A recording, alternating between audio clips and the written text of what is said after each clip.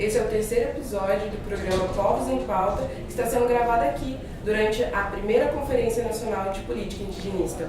Hoje nós temos como convidadas as duas mulheres, a Chiquinha Apareci, representante de Mato Grosso no Conselho Nacional de Política Indigenista, e também a Patrícia Chagas, que trabalha na Coordenadoria de Direitos Sociais da FUNAI. Bom, vou começar perguntando para vocês o que seriam esses direitos sociais dos povos indígenas, que os povos indígenas têm direito?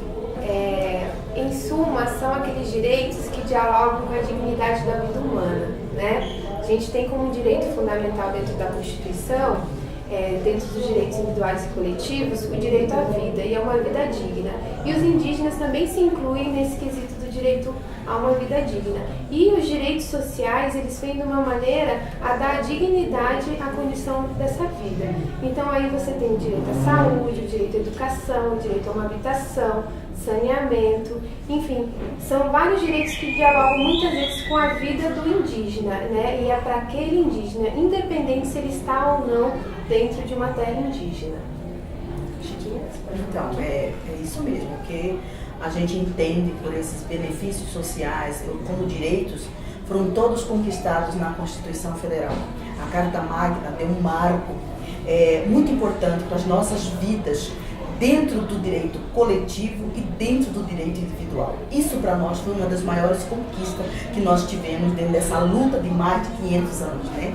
Outra questão importante que eu considero é de que os territórios tem sido a pauta, uma das pautas mais importantes para nós, porque de fato, índio sem território, a gente não tem dignidade, né?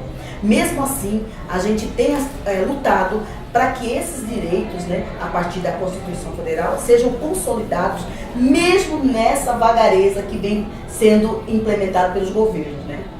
E como assegurar para que esses direitos conquistados na Constituição de 88, eles sejam que eles sejam assegurados?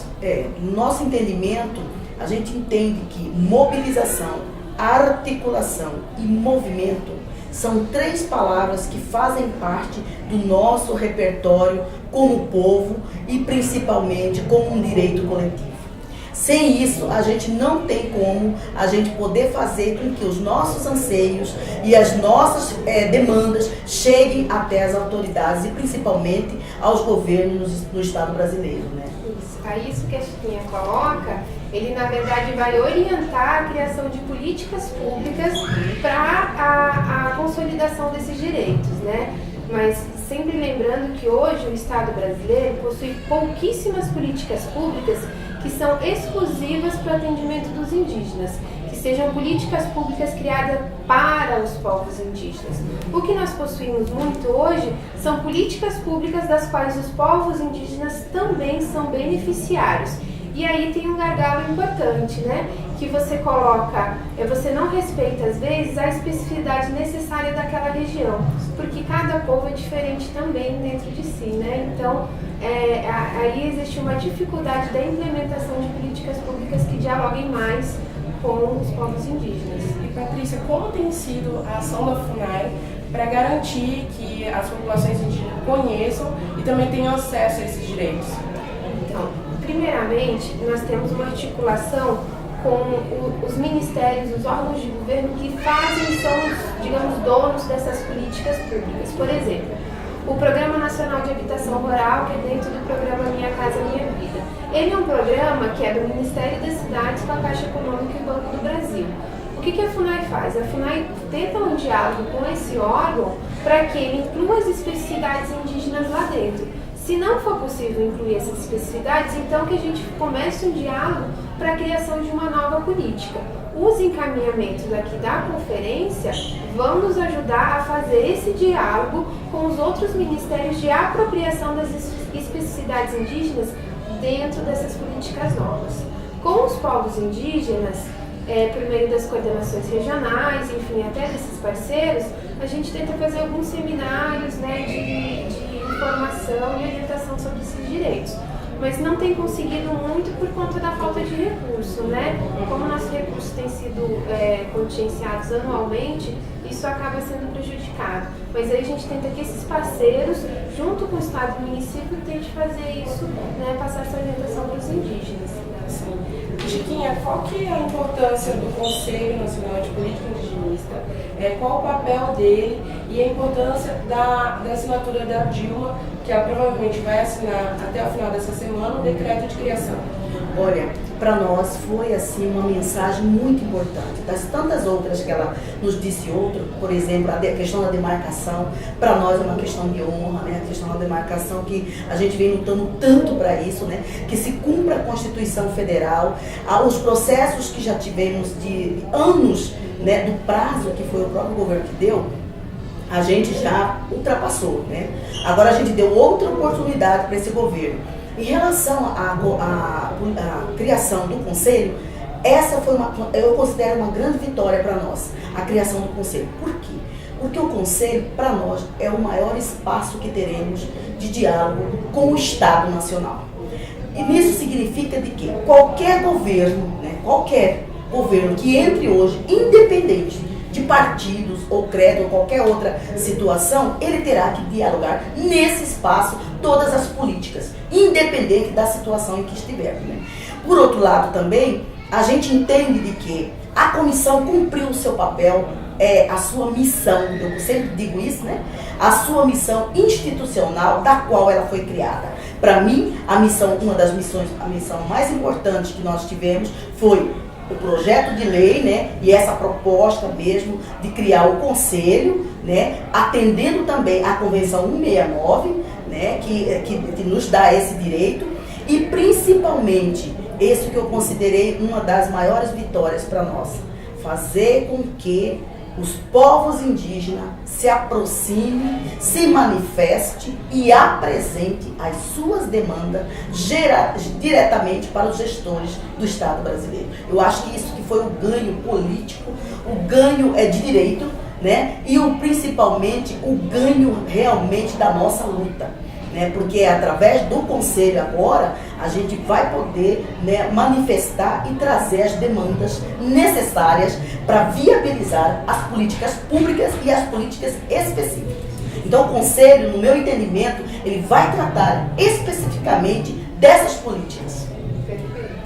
E essa conferência, qual a importância dela para ampliar e garantir esses direitos sociais? Então, esta conferência, como também aquela conferência que aconteceu em 2006, para nós é mais dos espaços de concentração, né, de todos os povos indígenas para fazer uma avaliação, né, e um balanceamento das ações que este governo fará dentro dessas discussões que serão propositivas no espaço do Conselho.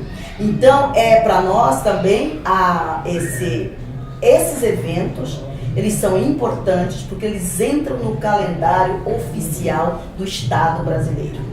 Assim como confere a nossa Constituição Federal, que nos garante de que todo cidadão brasileiro tem o direito de se manifestar democraticamente, este será o espaço, né? A conferência e também o Conselho. E para a FUNAI? Para a FUNAI é muito importante porque ela dá subsídios, né? Uma coisa é você ir conversar com um órgão parceiro e informar aquela história. Outra coisa é o resultado da conferência. É a voz dos povos indígenas, tem a participação dos gestores locais. Então, se a gente for parar para pensar, movimentou toda a comunidade indígena do país. Então, isso daqui que está, o resultado da conferência é a voz dessas pessoas. São a voz dos povos indígenas. Então, isso nos dá força na hora de dialogar e qualificar uma política pública ou até mesmo cobrar, né, que alguma ação seja executada para os povos indígenas. Então, isso também nos fortalece. A Conferência da Política Indigenista. E todos os órgãos têm que fazer política indigenista, não só a FUNAI. E uma preocupação dos parentes nas etapas locais e regionais é com relação à implementação. Como é que vai ser depois, com o final da Conferência Indigenista? Como a FUNAI vai tentar articular e garantir que as pessoas, que os ministérios respeitem o que foi decidido na conferência? Aí eu entendo que não é só a FUNAI. O Conselho em si, ele vai ter esse papel também.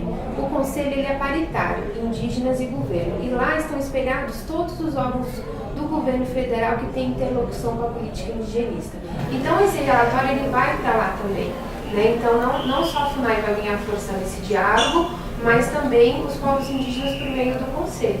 Isso que a Chiquinha colocou é muito importante.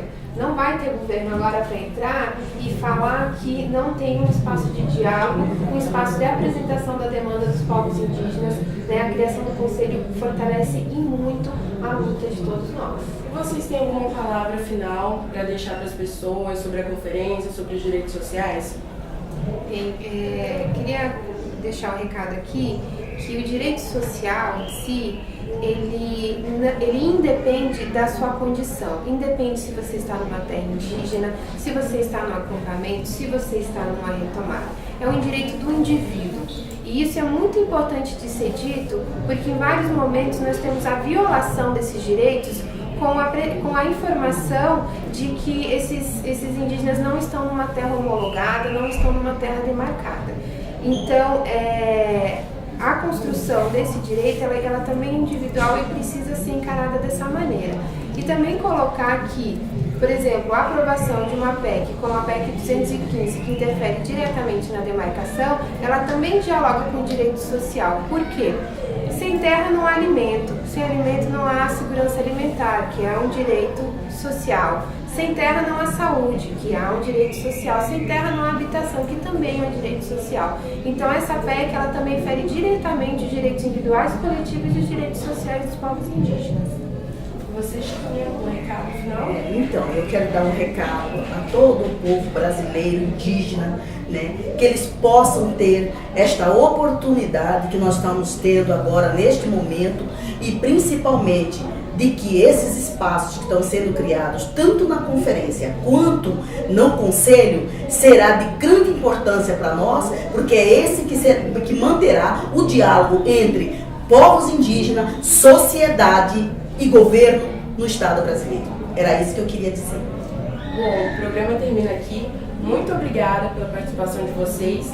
E as pessoas que estão nos assistindo, continuem nos acompanhando nas redes sociais. E até o próximo programa.